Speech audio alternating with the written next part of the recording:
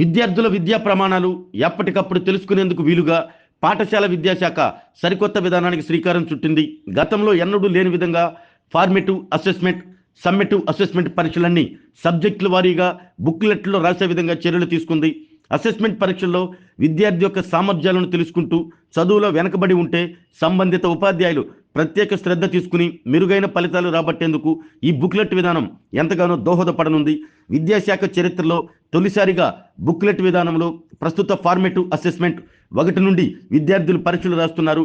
విద్యాశాఖ మంత్రిగా నారా లోకేష్ బాధ్యతలు స్వీకరించిన నాటి నుండి ప్రభుత్వ విద్యలో సమూల మార్పులు తీసుకువస్తున్నారు. పాఠశాల విద్యార్థులు మూస పద్ధతిలో పరీక్షలు రాయకుండా తమలోని నైపుణ్యాన్ని వృద్ధి చేసుకునేందుకు వీలుగా పరీక్షా విధానంలో విప్లవాత్మక మార్పులు తీసుకువచ్చారు.